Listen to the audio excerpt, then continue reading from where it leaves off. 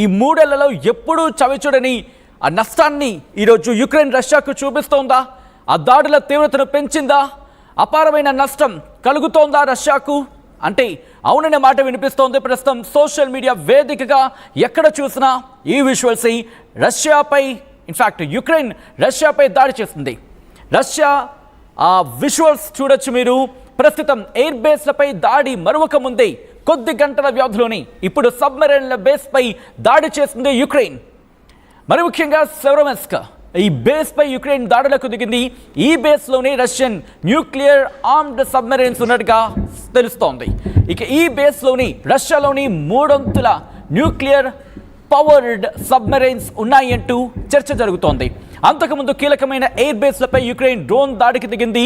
ఈ నేపథ్యంలో 40కి పైగా రష్యన్ బాంబర్ విమానాలు ధ్వంసమయ్యాయి.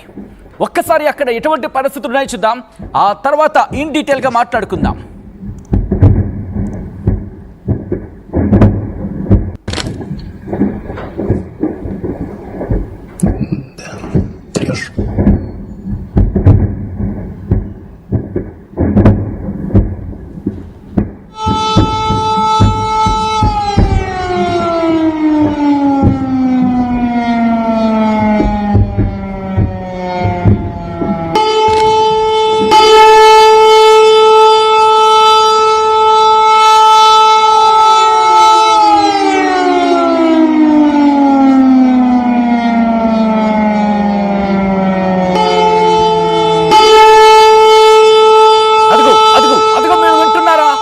సైరన్లు, అక్కడ ఏమైనా బాంబు దాడులు జరిగితాయి, వైమానిక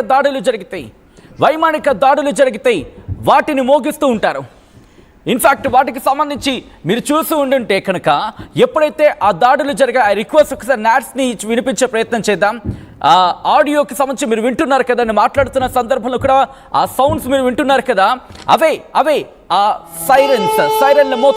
అదుగు మీరు విన్నారుగా ఆ సైరన్ల మోత. ఒక్కసారి ఐ రిక్వెస్ట్ నేను మాట్లాడుతున్న సందర్భంలో కొంచెం నాట్స్ ఉంచే ప్రయత్నం చేయండి పీసీఆర్. ఆ విజువల్స్ మీరు వినిచి, ఎందుకంటే కనుక ఎప్పుడైతే దాడులు జరుగుతూ ఉంటాయో, దాడులు జరిగే సందర్భంలో ఆ సైరన్స్ ఆటోమేటిక్గా అదుగు మీరు క్లీన్గా అబ్జర్వ్ చేయండి. ఆ సౌండ్స్ అవే సైరన్ల మోత మోగుతోంది ఈరోజు రష్యాలో. మరీ ముఖ్యంగా రష్యా ఇంత లోపలికి చొచ్చుకు వెళ్ళి వాళ్ళ న్యూక్లియర్కి సంబంధించి, అంటే న్యూక్లియర్ బాంబ్స్ మోసుకెళ్ళగల విమానాలను ధ్వంసం చేయడం కావచ్చు, లేకపోతే సబ్మెరైన్కి సంబంధించిన కీలక స్థావరాల మీదకి వెళ్ళడం కావచ్చు. ఇవన్నీ గతంలో ఎప్పుడూ లేదు. ఒక్కసారి కాస్త ఈ 3 ఏళ్ల చరిత్రను కాస్త వెనక్కి తిరగవేసే ప్రయత్నం చేయండి. ఒకవేళ వీటికి సంబంధించి అవగాహన వాళ్ళు ఎవ్వరూ కూడా ఇంత దాడి ఎప్పుడు జరిగిందని చెప్పి బహుశా ఒక్కసారిగా షాక్కి గురవుతారు. రష్యా ప్రస్తుతం ఇదే షాక్లో ఉందనే చెప్పుకోవాలి. మరీ ముఖ్యంగా రష్యాపై యుక్రెయిన్ వరుస దాడులకు దిగింది. పుతిన్కు బిగ్ షాక్ తగులుతోందా అంటే అవుననే మాట వినిపిస్తోంది. ఇటు యుక్రెయిన్ రష్యా మీద దాడిని తీవ్రతరం చేస్తుంది. గంటల వ్యవధిలోని 3 ఏళ్లలో ఎప్పుడూ చూడనంత దాడులకు దిగుతోంది యుక్రెయిన్.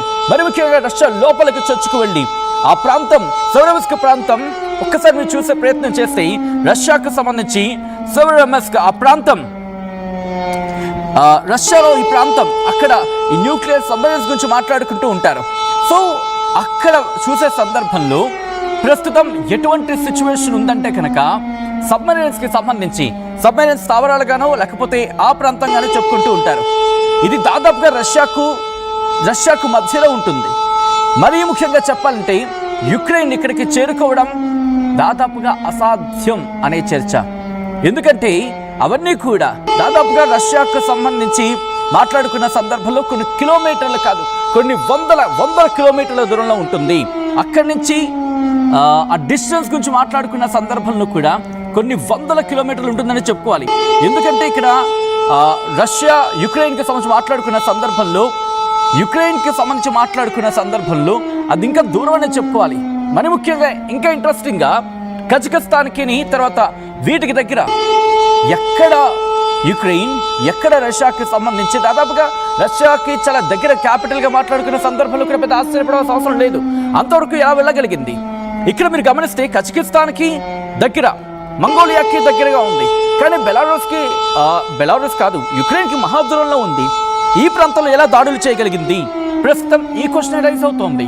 ఇంతకీ ఆ మేరకు ఇక్కడ ఒక మాట చెప్పడం జరుగుతుంది. యుక్రెయిన్ ఏమంటోంది?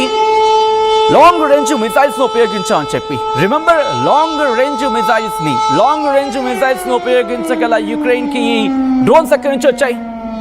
ఇది కదా ప్రశ్న. అంటే దీని వెనకాల పెద్ద కుట్ర ఉంది. నిర్మోహమాటంగా రష్యాను ఏకాకిని చేయాలనే కుట్ర కనిపిస్తోంది. రష్యాను ఏకాకిని చేస్తే ఇటు ఏషియా మీద పూర్తిగా పట్టు సాధించొచ్చు అనే ఒక దుర్మార్గపు ఐడియా ఉంది. ఇది ఎవరిదై ఉండొచ్చు? యుక్రెయిన్ కు ఎవరు కోరుని సాయం చేస్తున్నారు? యుక్రెయిన్ కు ఎవరు సాయం అందిస్తున్నారు? యుక్రెయిన్ కు సాయం అందించి రష్యాను దెబ్బతీయడం ఎవరి లక్ష్యం? 3 ఏళ్లలో ఎంతవరకు ఎక్కడా ఈ తీవ్రమైన దాడి కనిపించలేదు, ఈ స్థాయిలో దాడి కనిపించలేదు. కానీ ఇప్పుడెందుకు ఇంత తీవ్రమైన దాడి చేస్తోంది? ఎవరికి అవసరం ఉంది అనే ఒక అంశానికి సంబంధించి మీరు మాట్లాడే ప్రయత్నం చేయండి, మీరు సమాధానం చెప్పే ప్రయత్నించండి. ఆ విజువల్స్ ఒకసారి చూద్దాం.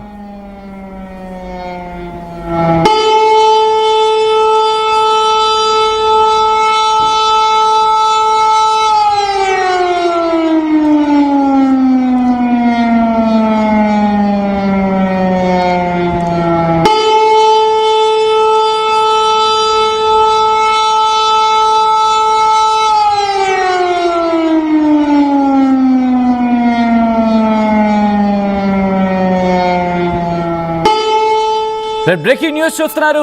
రష్యాపై యుక్రెయిన్ వరుస దాడులకు దిగింది. ఎయిర్ బేస్లపై దాడి మరొక ముందే సబ్మెరైన్ బేస్లపై యుక్రెయిన్ దాడులకు దిగిన అంశానికి సంబంధించిన బిగ్ బ్రేకింగ్ న్యూస్ చూస్తున్నారు. యుక్రెయిన్ రష్యా న్యూక్లియర్ బాంబర్స్ మీద దాడికి దిగింది కొద్దిసేపటి క్రితం. మరి ముఖ్యంగా సిబేరియాగా మాట్లాడుకుంటున్న సందర్భం అక్కడ దాడులకు దిగింది అనేది మనకు అందిన సమాచారం. అయితే అది మరిచిపోకముంది ఇప్పుడు ఎయిర్ బేస్లకు సంబంధించి ఆ ఘటన మరిచిపోకముంది ఇప్పుడు సబ్మెరైన్ బేస్లపై యుక్రెయిన్ దాడులకు దిగడం ఒకంత ఆశ్చర్యాన్ని కాదు, మరింత షాక్ ని కలిగిస్తోంది. రిమెంబర్, ఈ 3 ఏళ్లలో ఎప్పుడు కూడా అటువంటి పరిస్థితి లేదు.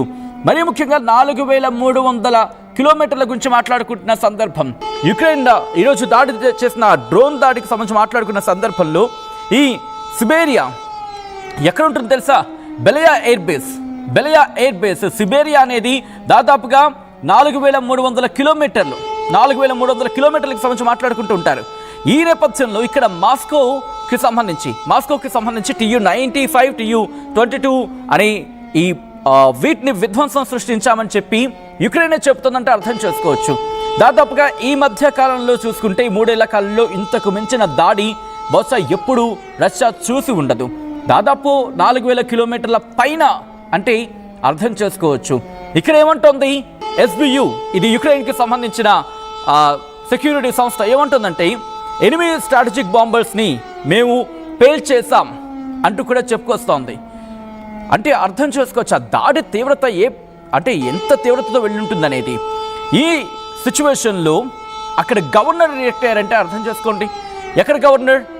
రష్యాకు సంబంధించి ఏ ప్రాంతం అయితే దాడి చేశారో ఆ ప్రాంత గవర్నర్ రియాక్ట్ అయ్యారు. ఆయన కన్ఫర్మ్ చేస్తున్నారు, ఎస్ దాడి చేసింది అని చెప్పి.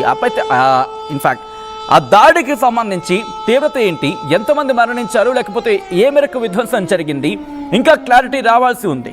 BBC కూడా ఈ అంశానికి సంబంధించి చెప్తోంది ఏంటంటే కనుక ఎయిర్ బేస్ మీద ముర్మాన్స్క్లో అనదర్ రష్యన్ స్ట్రాటజిక్ ఏవియేషన్ అంటూ చెబుతోంది. రష్యన్ మీడియా కన్ఫర్మ్ చేసిందంటూ డ్రోన్ అటాక్కి సంబంధించి ఎయిర్ డిఫెన్స్ అనేది యాక్టివేట్ అయిందంటూ కూడా ఇవన్నీ అంశాలు ఇటు అంతర్జాతీయ మీడియా సంస్థ BBC కూడా కోట్ చేస్తోంది.